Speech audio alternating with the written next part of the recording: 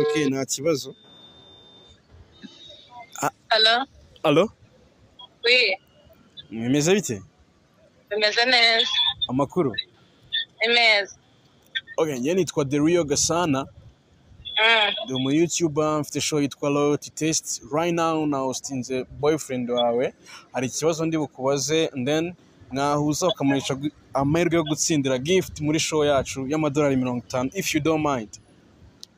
Nari. Nta kibazo. Ufite aba boyfriend bangahe?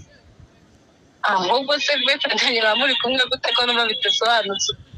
Ntabwo bisobanutse ko nabo ndi kumwe na boyfriend wawe. Ego.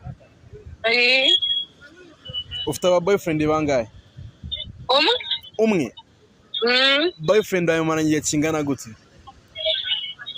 Tumaranye almost 2 years. 2 years? Ni muremure cyangwa ni mugufi? Ni muremure cyane. Muremure cyane.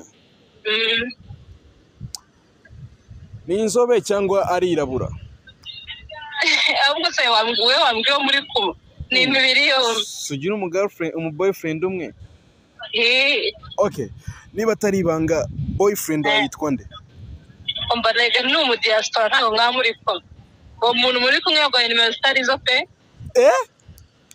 N'abahanda ntabwo sinumva ko mwamuri kumwe.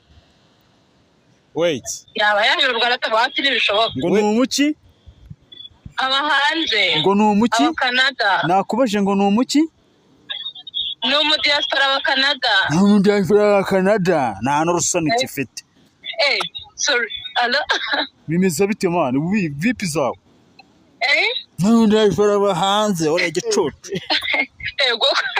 Sako birakariye. Njyewe mwe n'umuhungu. Njye ndi umu diaspora. Oya seka mubwire man, wowe fashwa bitari njyewe ntabwo nsari urwego abishyize. Cyangwa umfata nk'umu diaspora. Yanjye ntabwo nize buryo bifashe nko tukundana turi mu rukundo waturisha yanjye bisanzwe. For sure. Umwanya wanjye wataye umbwira ngo turakundana, wumvaga amezi 8 ari makeya. Nanjye nambaga ari uri igicucu ramabyi. So birakariramo. Nere kubirakariramo. Njye ndi umu diaspora man. Njye nambaga njye bafite akundana n'inshiti yanjye bisanzwe. Ese kuko inshiti ngo urayikunda ni ibintu bikaze. Simani mwagiye mureka kwirirwa mukinisha imitima y'abantu bro. Ego kumva ahubwo ngo tuze kuvugana nyuma. Ngo ndi umu diaspora.